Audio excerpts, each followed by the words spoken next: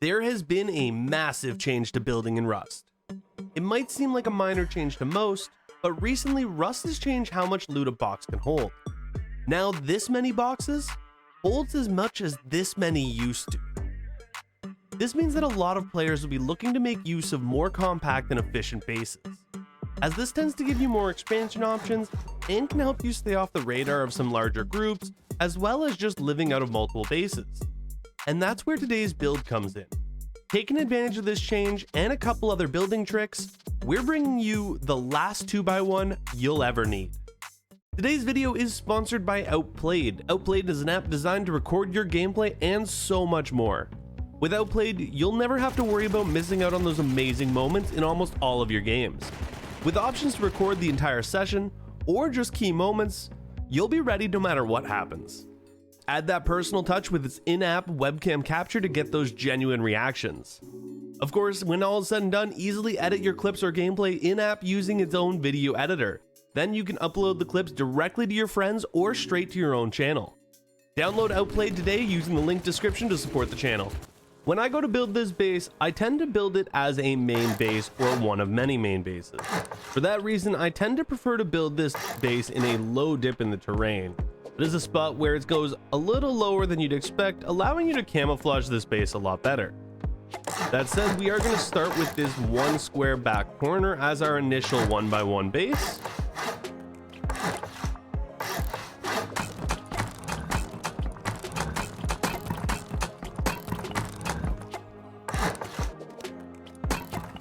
Once fully upgraded, you're going to want to place your TC.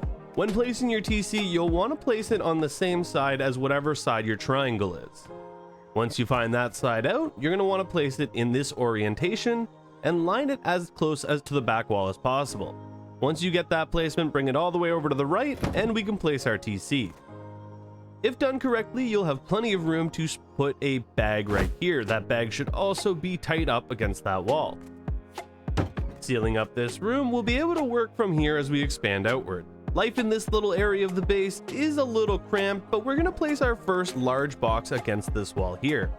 Partially ghosting through the back wall, you can make sure you're lining that box up straight, which is going to give you your best placement. Once that's placed, we'll be placing a small box against it here, and a campfire very tight right here. If that was all done correctly, you should be able to place a final large box with a little room to spare here.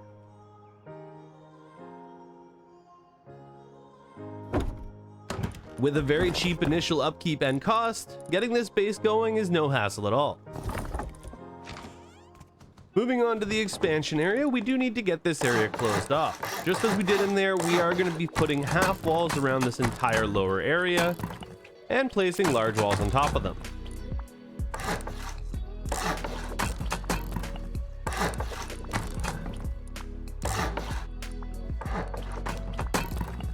Finally, we'll go ahead and seal in our airlock using the only single doors that will be placed in the base.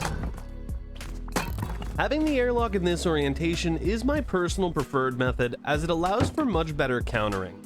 While it does mean that with this interior door someone can get into here, it means that with this door open, you can still shoot out, but they can't get in. Jumping inside, we're going to take care of our second area of storage, and that is going to be this next drop down area. Now you do have a couple options, including the 4-box method or the 3 and 3. In either method, you're going to want to start placing your boxes in this orientation here, making sure to line them as nicely against the walls as possible. Using that ghost through method from earlier, we can make sure our boxes are lined straight through the wall and bring them over as best as possible. It may take a little bit of work to get them placed nicely, but if you are going for the 3 and 3 method, it is a lot easier to get the boxes placed overall. With either method, I do recommend placing these boxes here, as you're going to want this to be your third spot. Either placing your last large box in here if all placed nicely, or switching to the small boxes. Now the small boxes are not only easier to place into this area, they actually will allow you to have 6 additional slots. Now while that's not too much, it's much more preferable in my opinion. Next, closing off that area, we are going to add a floor triangle here. This is going to make walking through the base just a little bit easier and save us some hassles. Coming in here, we're adding the controversial drop-down furnace room. Now, while I personally love this drop-down furnace room as it makes use of otherwise useless space, some people very much do not like it, as if you were to die with your door open, someone might be able to steal your resources. That said, because when a furnace is turned on, it provides you comfort up to 50%, and if someone is nearby, it goes up to 75 and even 100% with multiples, you'll actually get notified if you have any door campers. If they are too far away, you might be able to respawn and close the doors in time, or you can simply move the loot anytime you're going outside of your door. In either case, I would prefer to make use of this space and risk the extra loss, since I can simply just move everything around whenever I'm heading out. Coming back inside, we're going to use this spot here as a locker placement. By using this here as a locker spot, we'll be able to respawn very quickly, grab this kit, and get back into the action. One important thing to keep in mind that you might not be aware of is because we have this kind of interacting with this doorway here, when you go to switch out this door, it can sometimes result in some accidents. For that reason, you might want to pick up your locker before any changes to a metal door. Coming in here, we're going to do the same as we did out there. In fact, we're placing a shelf. Now, previously, you wouldn't be able to place a shelf above a bag, but since this is letting us do that now, you'll still be able to respawn in this bag and have this extra shelf area. This means we can use this area here as our workbench.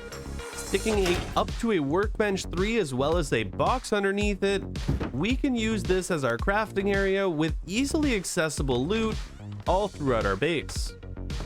Taking it one step further, you'll need to decide where you're ending this base. While you can put a tier 2 or a tier 3 here, whenever you do this next step, you won't be able to change your mind and replace it later. For that reason, I recommend having your tier 3 here already before proceeding to this next step.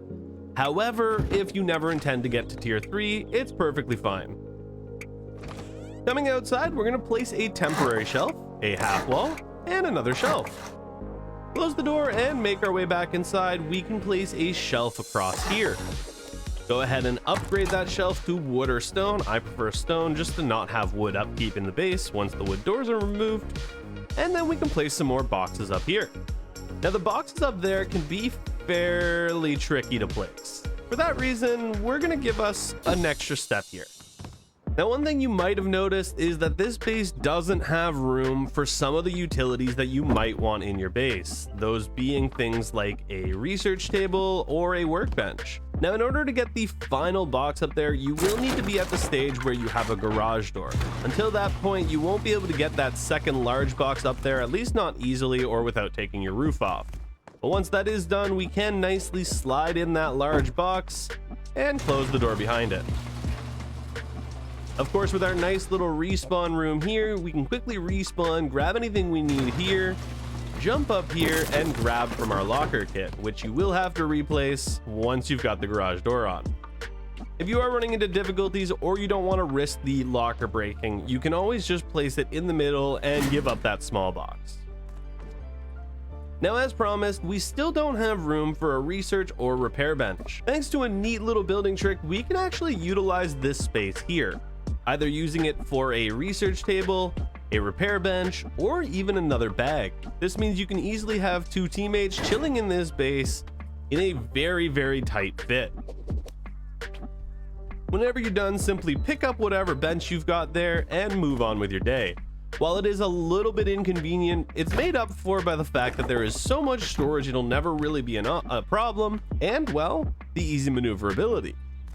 While it might seem like a pain to others, you get used to jumping around here fairly quickly and it's not hard to navigate at all. Anything beyond 2 players, I really wouldn't recommend living in this base, but for a solo or duo, this base can be your new haven. When all is said and done, the upkeep for this base is incredibly cheap. Not something that you're going to have to worry about, and not something that's going to keep you farming all day. Slapping 2 or 3 of these bases around the map can give you options to respawn in different areas with different kits, and will help you stay off the radar. If you guys like this base design, if you guys like this video, click that like button and subscribe for future content. Until next time, enjoy your wipe and peace out. This video was sponsored by Outplayed, and if you haven't already, click that link in the description below so that you can support the channel and start recording today.